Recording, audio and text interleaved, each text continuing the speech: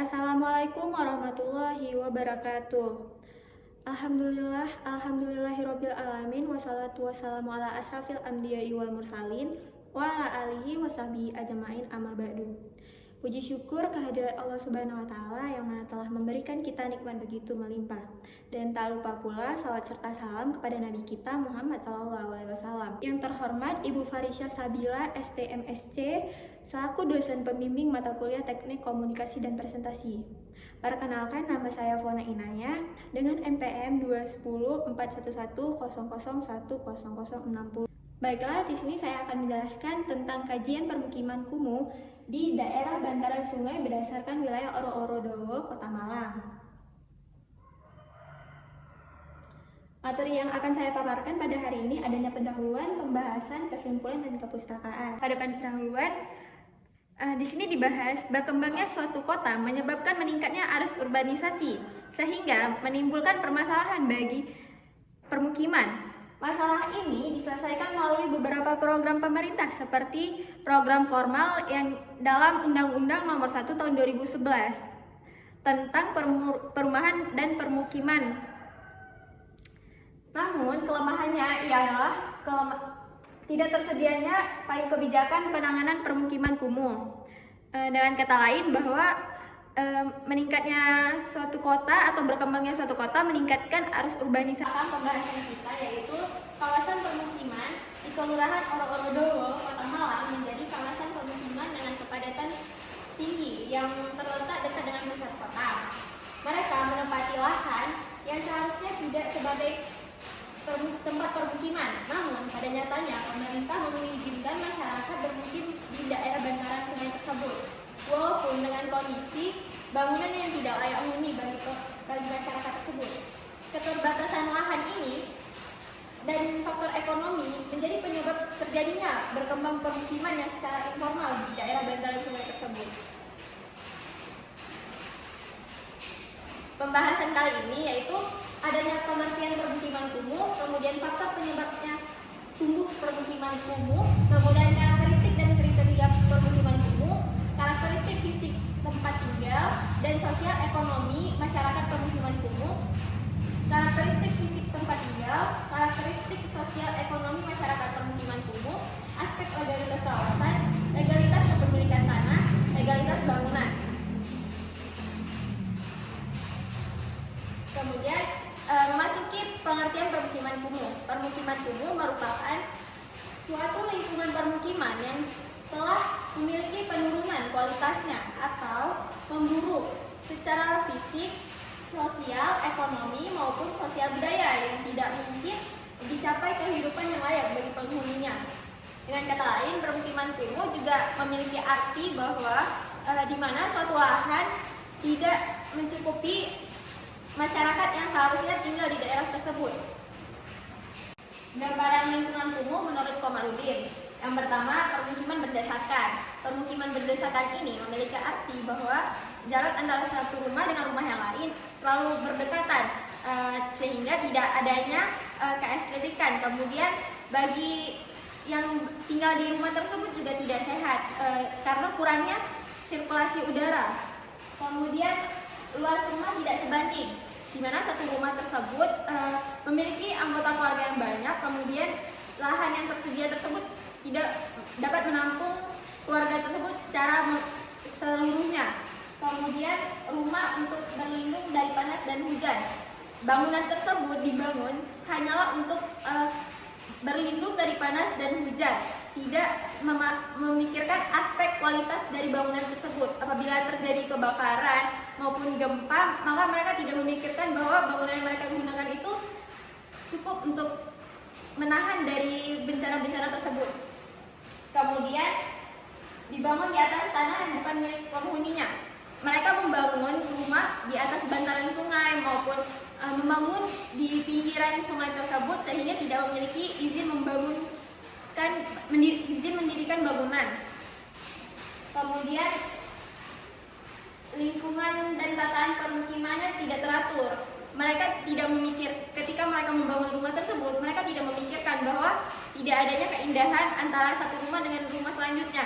Mereka hanya membangun sekadar untuk berlindung dari panas dan hujan tersebut. Kemudian prasarana yang kurang, di mana mereka tidak memikirkan aspek air bersih, kemudian drainase, sanitasi. Mereka tidak memikirkan dari aspek-aspek tersebut.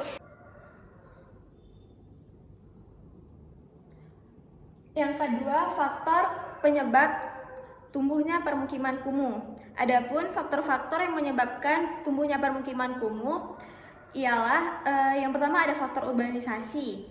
Faktor urbanisasi ini merupakan daerah pedesaan yang banyaknya keterbatasan sehingga mendorongnya para masyarakat yang berada di desa untuk pindah ke kota. Sehingga dari desa yang kurangnya ketersediaan lapangan kerja menyebabkan para masyarakat yang di desa pindah ke kota. Kemudian faktor lahan, di mana faktor lahan yang tersedia di kota berkurang dikarenakan meningkatnya arus urbanisasi yang ada di kota. Dengan kata lain, tidak seimbangnya penyediaan rumah bagi orang yang berekonomi lemah dan orang yang berekonomi mampu di perkotaan. Dari pemenuhan warga yang dari desa ke kota saja sudah dapat kita lihat bahwa lahan-lahan tersebut sudah berkurang dengan banyak. Jadi ketersediaan lahannya sudah kurang sehingga harga-harga lahan untuk permukiman tersebut menjadi naik. Dan yang kelima, faktor tata ruang. Jika salah dimanfaatkan ruang kota, maka akan menimbulkan dampak yang merusak bagi lingkungan serta berpotensi mendorong tumbuh kembangnya lagi lingkungan permukiman kumuh di perkotaan. Nah, apabila tidak adanya tata ruang di kawasan tersebut, maka akan terus berkembangnya permukiman kumuh di daerah tersebut, sehingga masyarakat tersebut tidak tahu bahwa di situ tidak boleh dibangunnya permukiman kumuh. Namun, yang ketiga, karakteristik dan kriteria permukiman kumuh. Menurut Budi Harjo, karakteristik permukiman kumuh dapat disebabkan oleh faktor rumah maupun faktor prasarana. Yang seperti pada gambar ini, faktor rumah. Bahwa rumah yang berada di sekitaran kawasan sungai ini sangat berdekat-dekatan. Kemudian kurangnya sirkulasi udara, kondisi rumahnya juga tidak layak huni. Faktor prasarana yang mempengaruhi dari kriteria permukiman kumuh ini ialah seperti jalannya yang sangat sempit. Dengan jalan yang sangat sempit ini, maka menyulitkan para warga yang berada di kawasan ini untuk berakses. Kemudian apabila juga terjadi musibah kebakaran, maka susahnya lewat mobil pemadam kebakaran. Selanjutnya juga drainase yang sangat kecil, di mana mereka lebih memanfaatkan sungai untuk membuang sampah dibandingkan memperluas drainase. Karakteristik perbaikan permukiman kumuh dapat dilihat dari gejala fisik dan gejala sosial. Gejala fisik yang terjadi seperti bangunannya di bawah standar, kemudian kepadatan penduduk yang sangat tinggi, daerah yang sangat berpengaruh dengan banjir. Gejala sosial yang dialami oleh masyarakat yang berada di kawasan ini ialah ekonominya sangat rendah, kemudian pendidikannya juga rendah, dan penduduknya sangat padat dan tinggi. Yang keempat, karakteristik fisik tempat tinggal dan sosial ekonomi masyarakat permukiman kumuh. Terbatasnya dana dalam penataan dan pengelolaan kota dalam menghadapi masalah kependudukan telah menyebabkan fasilitas perumahan dan permukiman menjadi terbatas dan mahal. Di daerah perkotaan, tidak seluruh warga terpenuhi kebutuhan fasilitas perumahan dan permukimannya dikarenakan mereka berpenghasilan rendah. Selanjutnya, karakteristik dan tempat tinggal. Yang pertama, adanya kepadatan bangunan. Indikasi kerapatan antar bangunan, kualitas hunian, infrastruktur, dan lainnya tidak memadai sehingga kawasan tersebut masuk ke dalam kawasan yang kumuh. Kemudian, jarak antar bangunan. Di kawasan kumuh sangat dekat antara satu dengan bangunan lainnya, bahkan terdapat bangunan yang berbatasan langsung dengan sirkulasi di kawasan. Kemudian kualitas bangunan terlihat dari bahan dan konstruksi bangunan yang sudah tidak layak. Kebanyakan bangunan yang digunakan material kayu dan papan. Konstruksi bangunan terlihat tidak layak dengan posisi dinding dan juga bagian atap yang sudah banyak kerusakan. Selanjutnya yang keenam, karakteristik sosial ekonomi masyarakat permukiman kumuh. Pada umumnya, masyarakat yang tinggal di daerah permukiman kumuh ini bekerja di sektor non-formal seperti usaha yang tidak resmi berskala kecil. Kemudian pekerjaannya cenderung sebagai pedagang, yang mana pekerjaannya ini hanya sebagai untuk memenuhi kebutuhan hidupnya.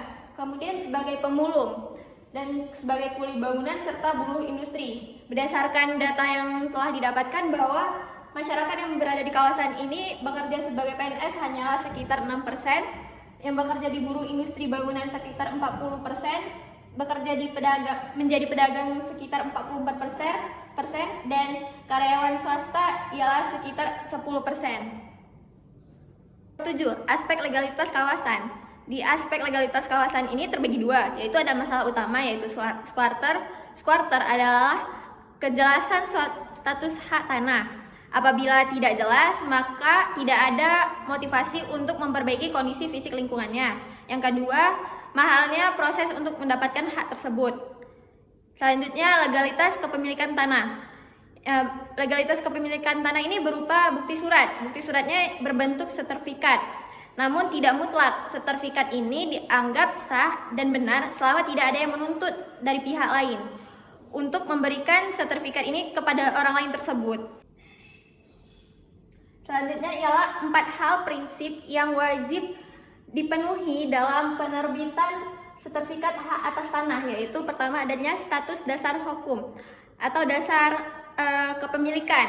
Nah, atas dasar apa orang tersebut memiliki sertifikat tanah tersebut? Apakah atas dari dasar warisan, kemudian apakah dari jual beli maupun hibah. Kemudian identitas pemegang hak, kepastian subjek, di mana di sertifikat ini harus terpenuhi haknya, apakah emang dia pemilik sertifikat tersebut. Kemudian yang C, letak dan luas objek tanah atau kepastian objek, di mana memastikan luas tanah yang dimiliki dan letak tanah yang dimiliki itu harus sesuai dengan sertifikat tersebut agar tidak terjadinya tumpang tindih. Selanjutnya prosedur penerbitan. Prosedur ini dimana dilakukan apabila ada yang menuntut dari pihak lain, maka pihak kelurahan atau pihak yang telah mengetahui terhadap bukti sahnya sertifikat ini dapat membantu si pemilik tanah tersebut yang telah dituntut. Pembayaran dan penandatanganan akta jual beli. Beberapa hal yang perlu diperhatikan antara lain yaitu yang pertama, keabsahan sertifikat. Kemudian pemegang hak yang sah. Yang ketiga, surat keterangan dari pengadilan negeri.